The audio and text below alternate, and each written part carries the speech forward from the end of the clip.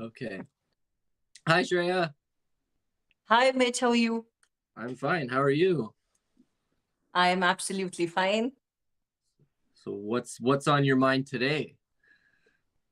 Today, there is something very much related to what we did the last time, but in a very different form. Because Prashna Upanishad talks about evolution, it talks about prana and matter. It also talks about the gist of Vedanta philosophy. But this in itself encapsulates the nature of God, wherein the nature can be split into two parts, that is personal God and impersonal God. So that is what we are going to talk about today. The personal versus the impersonal God. Yeah. Okay, cool. Please go on. Okay, so let me recite a particular verse from Prashna Upanishad, and then we are going to continue with it.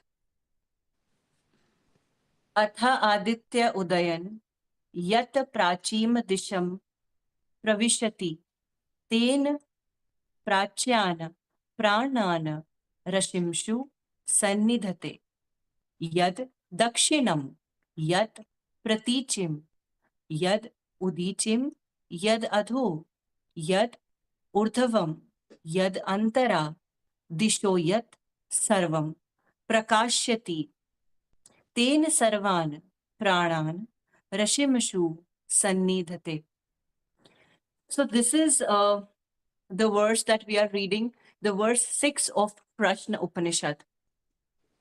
So it talks about Aditya, which means sun, as a cosmic body. It says that the sun, having risen in the eastern direction, it in itself tries to absorb all the creatures that exist in the east. Then it further talks about that since the rays of the sun are spread in all directions, be it north, south, east, west, all the creatures are getting energized by this Agni, this fire, which in itself is analogous to Pran. So, how are we going to understand the concept of personal and impersonal God through this?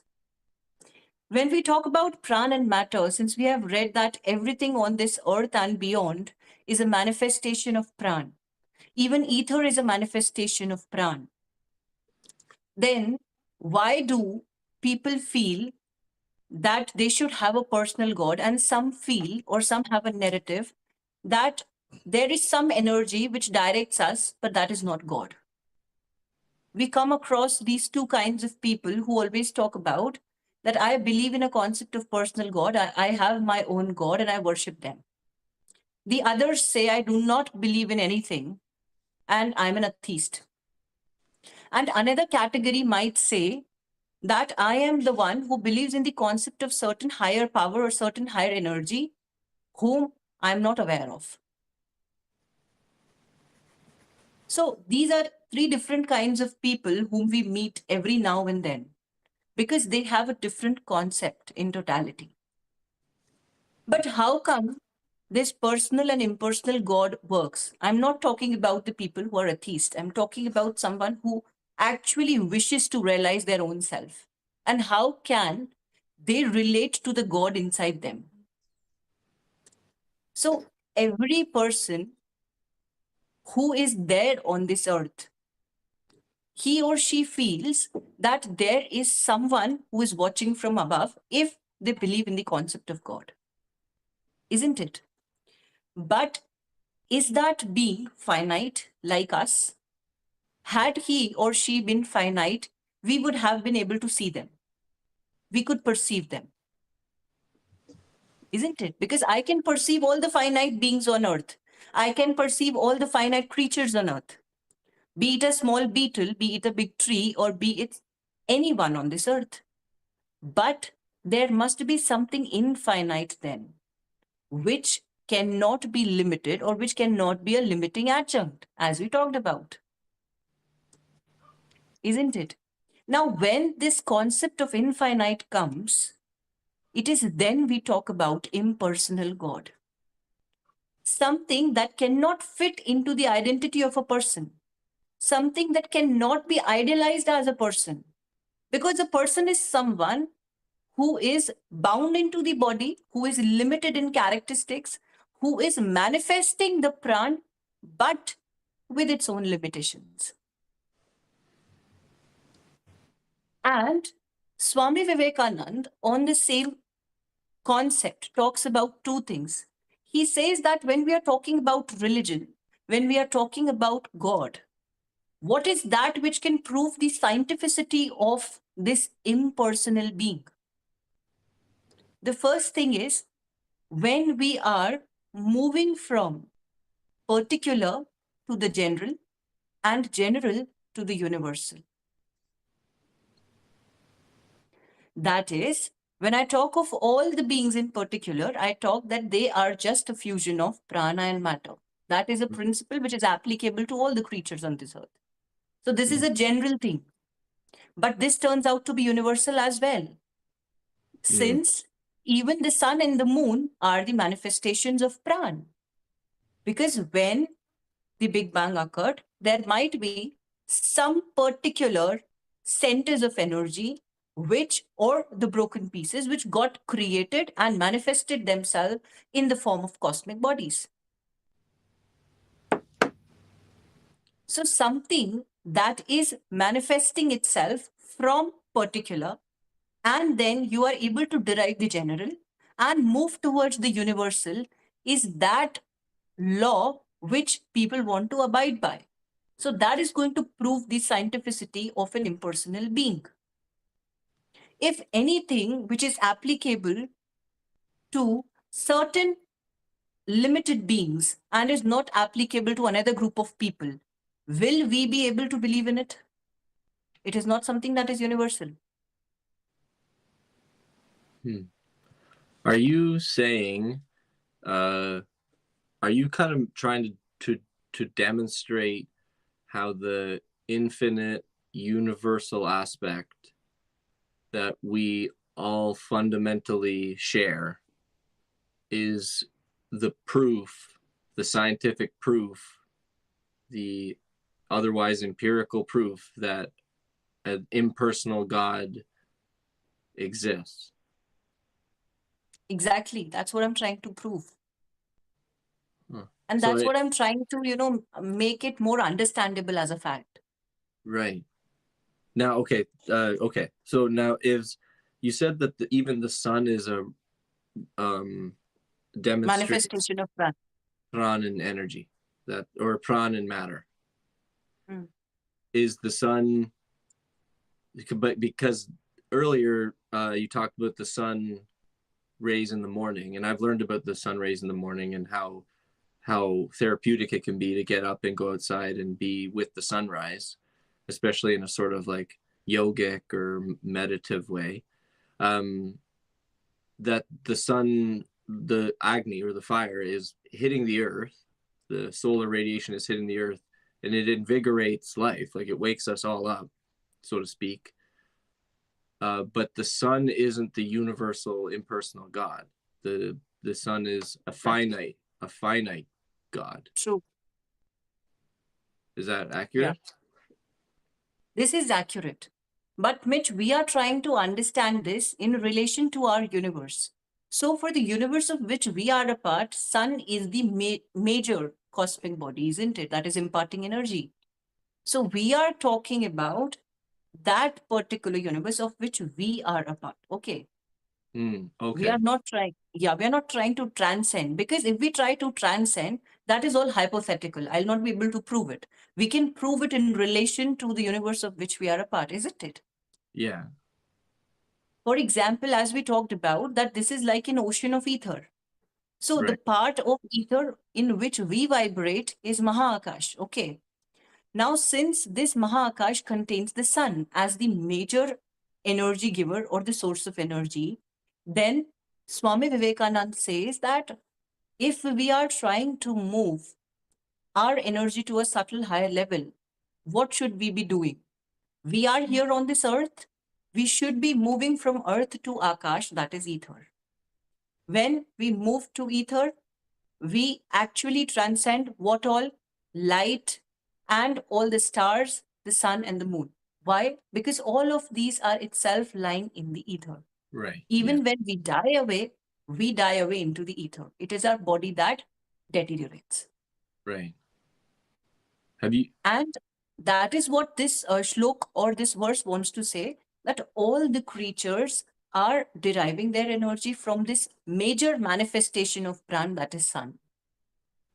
Yeah. Yeah. But that is an example of a personal God, or is the personal God the self, or what? Like, what's the distinction now between the two gods, in your opinion? Okay. So personal God is something, it is basically a journey. Since we are not aware that we all are the manifestation of the same supreme being, or we can say we are the manifestation of prana, we consider or we forget our source somehow.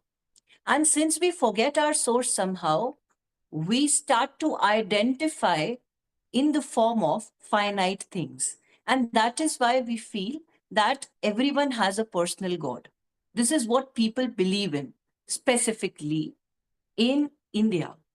We have symbols that we worship, we have statues that we worship, we have Murti Puja that we do. But they actually help us to provide a ladder. These people who start to worship images, who start to worship these statues, they are actually not aware of their inner power, that God is inside them. That Brahman which is inside them is that impersonal being. So they start to find it outside because they are very much detached from their source. And this acts as a ladder to move from a lower truth. The lower truth is that we consider God also to be finite, and that is why we are trying to make him contained in the form of pictures, images, etc. Right. But once we self realize ourselves to that level, then it starts to happen that the impersonal concept begins to develop. Okay. So that's okay. So what I thought of as you were explaining that, to make it uh maybe westernize it, is like the this idea of you just said, like, if God is a symbol, the impersonal God is a symbol. It's like a ladder, or there's like a sequence to reconnection with the impersonal God that we take. We can use the analogy of the ladder as, ascending to a higher perspective, and each rung on the ladder reflects like our overcoming of the material drives that we have accumulated. If we just keep doing the same things over and over again, you will remain the same over time, which is, I mean, that's not how it works, but it's like you won't be climbing the ladder. So if you want to climb the ladder, you need to kind of let go of the past, or let go of what's below you. And you can do that through ritual and self-awareness and sacrifice and self-control and all the stuff that we will talk much more about as we do more of these. And you and I both know well. And I think everybody, to a greater or lesser extent, has a conscience that they defer to, whether or not they are conscious of their conscience. That's another thing. But saying that you understand the latter theme, because I don't know if you have, assuming you understand, but have you ever heard of the story of Jacob's ladder No, I in haven't. in the Bible? So in the Bible, I think it's in the Old Testament, Jacob is this guy. He has this vision while he's in the desert of a ladder that goes up to the sky, and at the top of the ladder, there's angels and there's demons there too. And but the up at the top is God, and the ladder signifies your self-development through ascension, through self-reflective reorganization, so to speak, of like renouncing here. And there's a movie called Jacob's Ladder, which I've watched many times and I highly recommend to people. because of how it treats the idea of death, and the process of letting go are like all these little micro deaths that prepare you to die. But if you aren't comfortable with micro deaths, you'll not be comfortable with the final experience. So you will remain material and disillusioned because you didn't climb the ladder, so to speak. It's a very well known, I think, symbol people have. They intuit it, this ladder idea. Um, so that, I think that helped make it all make a little bit more Western sense. But like, why do you think? What I was struck by the most, and what I keep getting struck by and over again, is what do you think we forget? Like assuming that you're right, and well, not you, like that you're right, but assuming that this is how it works, that there's this impersonal, universal deity or energy source, something that quite literally transcends our ability to understand it.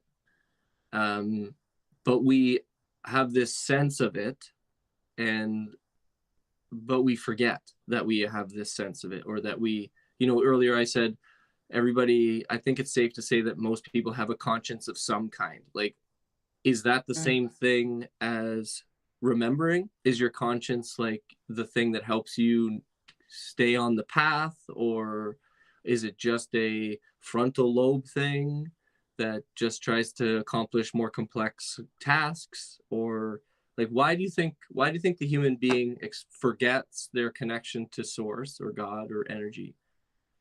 Yeah, why do you think? It is not forgotten since the birth. I would like to tell you, Mitch, that once a child is born, till the age of 6 to 8 years, if I'm not wrong, a child has the memory of his or her past. If that is awakened by meditation, he or she might tell everything. Wow, how do you know Yeah, that? I know it because That's I do crazy. have had encountered a particular child who actually remembered everything of his past life. And he was just 5 years old. And he told that he died due to an accident, due to a road accident. And he lived in Northeast India, he told. Currently, he's actually a part of my family only, and that's why I've seen his case. So he used to tell that he was hit on his head during the road accident. And after that, he didn't remember anything because he died at that moment. And Wow. he used to tell in the current Janma, in the current birth, he's born in a very rich family.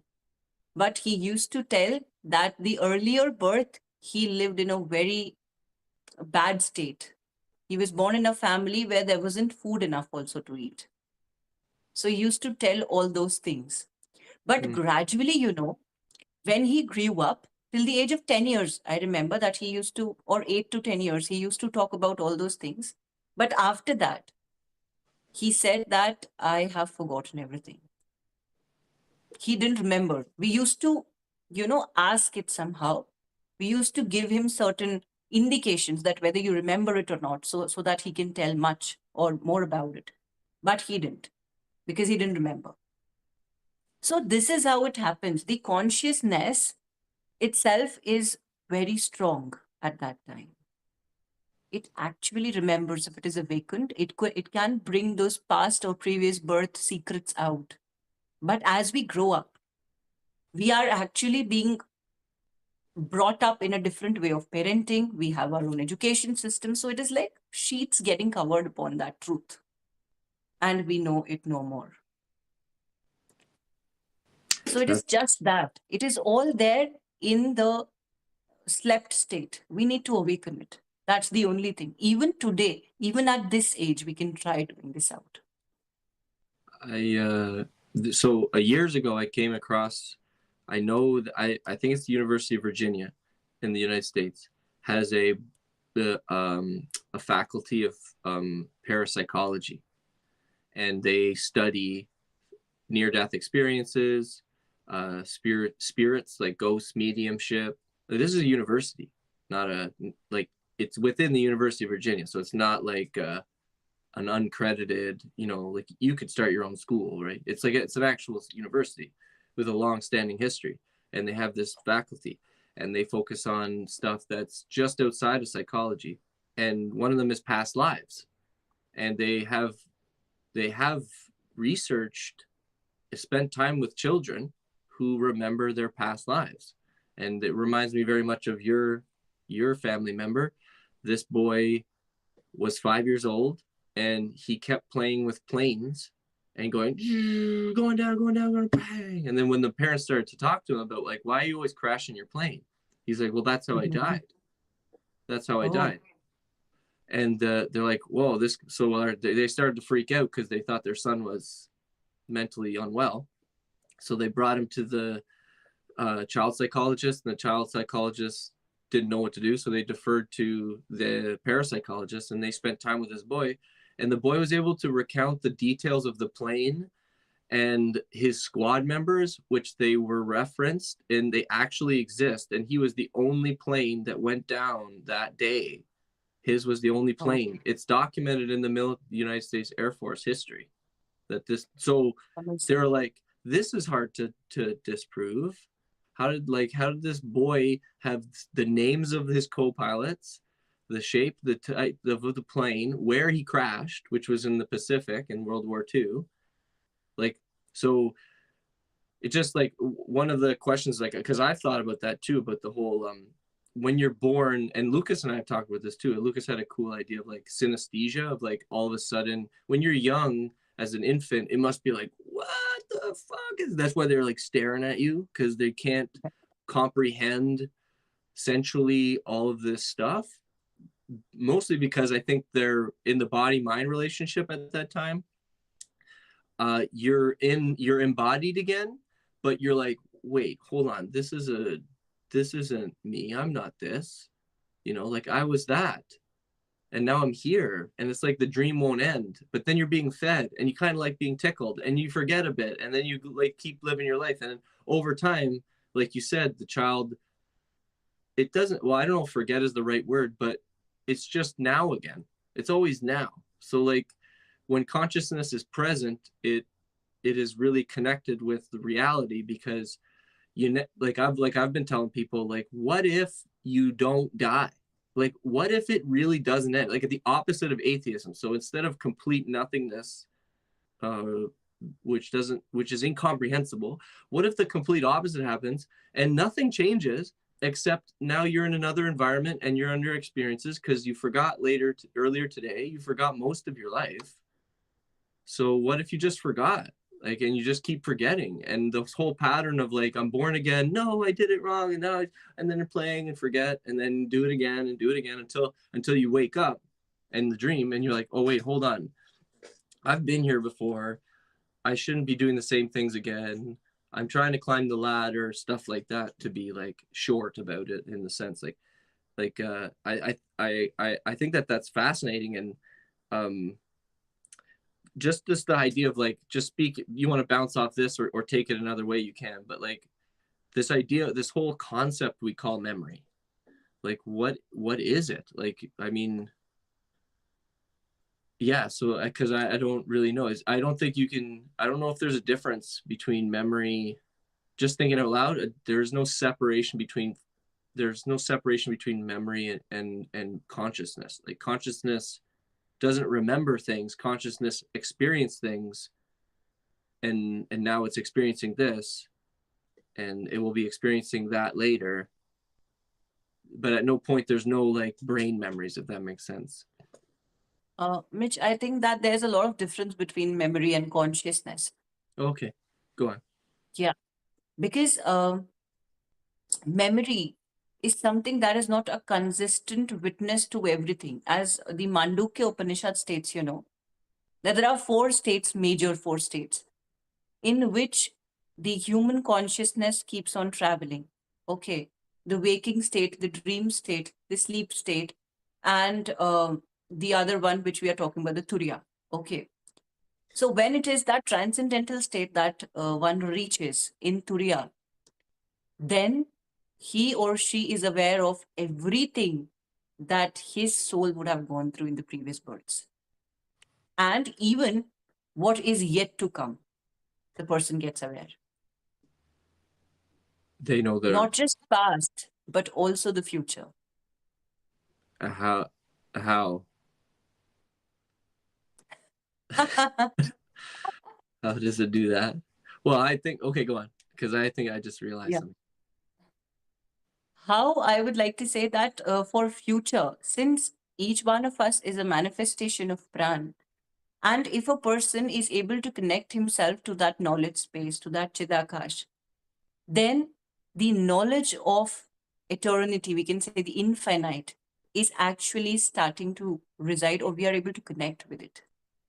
So, whether it is the knowledge of the past, or the knowledge of the present, or the knowledge of the future, we are able to comprehend all of these things. Because then we are not bound by the laws of this universe. Only the body is bound to these things, not the others, isn't it? And since your prana is able to transcend that, obviously, then your consciousness reaches to a next level. So And yeah, if you have what do you, something. now, yeah, just what is this how do you define consciousness now in light of all the, in this new direction? Consciousness, I would define in a way that it is the only potentiality that makes us or our existence to the world true. That is, it is the absolute reality, Consciousness. consciousness. And I'm talking about pure consciousness. Okay, yeah, Pure, because I'm yeah. thinking about, like, you earlier you said human consciousness, and I was just wondering if that's necessary. Like, do we have to demarcate, like what's a tree has consciousness, a rock has consciousness, an earth has consciousness, a human being has consciousness. Their consciousness. Um, but a tree is a different embodiment of consciousness.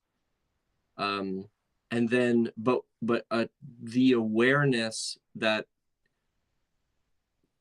not observes, but like, or maybe awareness is like Akash, and it's the space that awareness can exist in is deeper than consciousness. So like, just trying to split these hairs, because like it kind of gets muddy when, if there's a human consciousness and there's a tree consciousness, then what is consciousness? And if it's just an experience that's being occurred, because like you said, there's no past and there's no future, so to speak. Or they can remember their past, or they can see into the future, so to speak. But that's another Exactly. way. That's another way of saying like everything is happening right now. So that everything, like, and there's a really cool short story and movies called Ascension, which is about That's absolutely true, Mitch. The reason is the timeline of which we are existent, or we can say of the world in which we exist. The timeline that applies to this world is very much different to the timeline in which we reach once we transcend. yeah. Well, you think do you think there's even time, like in the sense that we Yes, I organize would it? like to tell you that the Prashna Upanishad is going to reveal that time is the only thing that is responsible for all the creatures being being born on this earth, Time. then dying. Yes, time. Time in itself is the most important aspect of evolution What that we is? are going to read in future how it happens, that the other universe has a different timeline, we have a different time unit, and how they keep managing. And that is why when you say that everything is happening now, because the person has transcended to a different verse, he can see everything, but once he gets back, he knows that this is going to happen in the future for me after so and so years. But for him, he has already seen, because that has actually appeared in front of him, because he has transcended that time zone. Oh yeah. Okay. All the laws of time, causation, speed, space, all these things are actually as per our universe, isn't it? The physics that we read is applicable to our universe. These laws might not be applicable to the other universe, isn't it, Mitch? Yeah. I don't know. Like but Yeah. yeah. Go on. And when we talk about consciousness, as you talked about, every being has its own consciousness. But I talked that human consciousness specifically. Why? And why it can transcend to Turiya. Human beings are capable of thinking, which other animals and trees are not. They cannot think. Can they think? Can they elevate themselves through prana training? Well, I mean, do you believe that evolution is correct? True? Evolution in terms of correct, I would like to Like know the Darwin, entire level. specifically Darwinian evolution. To certain extent, to the if we talk about the biological aspect, yes, it is correct, but not absolutely correct. There are certain things which we need to understand a better way than the Darwinian's theory. Yeah, I agree with you totally because I'm like holding Darwin at arm's length now because I don't totally. I used to just take it for granted a lot in argument, and now I'm like, but hold on, I'm like just begging this question. Like, I don't actually think I understand it yet, so I've been holding it back, because of what you're like exactly what you're talking about. It's like it, if there's a mouse consciousness and they don't think, and that's what's different than us than them. How did we get here? Exactly. But if it's evolution, at some point something started thinking. So, but that was before it was thinking. So, if evolution is part of, if thinking is part of the biological evolution of organisms over time, then we have to assume that thought has been with us the whole time in some dormant or potential way. Otherwise, we couldn't be. And then it makes you think, like, do we even think? You know, like what is thinking? But before, like, I want to keep going, obviously, but I don't know how much time we've spent. And I think it's been half Yeah, hour. I just have one last point to take up on which even you can put up your thought if possible. You must have read about Kant that he talked about nomina and phenomena, if you know. Yeah. Yeah. Yeah. And the Prashna Upanishad, and in fact, Swami Vivekananda also quotes on it. So many things that the Vedant philosophy says that nomina is something that the world is existent of or is made up of, irrespective of human perception. Whereas phenomena is the way the human perceives it. Now, since these two are absolutely different things, for example, consider that a child is not aware of the names of the shapes. He might name circle as certain other thing and square as something different than circle or square or something like that. He might Yeah. mix up names. He might keep new names. And since he is not aware of that concept of shapes, he might altogether invent new names or might not conform to the norms of the society or the norms of the education, isn't it? So, for him, the perception would occur in a different way, and he would, after perceiving, give a different reaction Right. altogether. Whereas, when we talk about nomina, the point of time when we take birth and the human consciousness enters, we start to see the world as per our own vision, view, etc. But that is what is the magic of ignorance. And that is what you asked when you said that, why, Shreya, do we forget what we were in our previous birth? We forget because once we get into this world, we have so many things to see around. And since all our sensory organs have so many things to capture, we hardly put any effort into bringing what went through the last time. Mm. And that is why, if there is no human consciousness, no one can say that, who am I?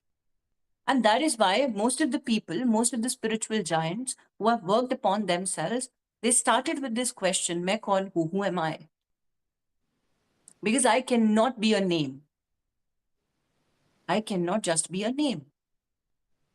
If I am trying to live just with a name, I am trying to live a very limited life. It is like a circle with a very small circumference. Mm-hmm. But if we want to travel beyond, obviously we need to understand the nomina, which is the absolute reality, and the phenomena, which is a relative reality. That can be very well explained like, if there is this huge earth on which we live, I feel that Mitch lives very far from me in Canada, Toronto, or wheresoever. And I live here in India. But relative to the earth, if someone is seeing from the earth or somewhere higher above, they would say both reside on the earth, isn't Yeah. it? Yeah. So if we are talking at the global level, if we are talking about earth as a whole, then we all are the residents of the same thing. So that is the absolute reality. But if I talk about the relative reality, since I am looking it from the perspective of my nation, since again the earth is broken into boundaries, I'm not able to transcend to that absolute reality. So I would say that he's too far and it is another nation. Right. So similarly, the bodies that keep on moving, whether I walk to certain other place or something like that, I'm walking with respect to you, but I'm not walking with respect to earth, Hmm. isn't it? And similarly, all the manifestations of pran that occur on this earth are relatively moving in respect to earth, but not absolutely moving. Right. Yeah. So that is where nomina and phenomena comes into the picture. And that is what brings out the concept of personal and impersonal God. Personal God for the people who look forward to the phenomena, who feel that phenomena is responsible for causality, because causality comes into the picture when we are talking about finite things. Anything that is infinite would have existed every now and then, and there is no cause. Interesting. And yeah, and causality will be talked about only when something that has an end and something that has a beginning. Yeah. When was I born? My birth date. That is my beginning. But this is for this janma, for this birth. Right. My soul has no beginning, no end. So that is what is the entire concept, which even Kant talks about in a very different way. But Prashna Upanishad and Swami Vivekananda has also talked about the same Hmm. in bringing out the Vedantic philosophy. Yeah. Well, you were talking. I just quickly etymologized phenomena, and it looks like the root means to shine, which is interesting. So like phenomena is distinct from nomina in the sense that nomina is an objective world and phenomena is observation of it. Subjective.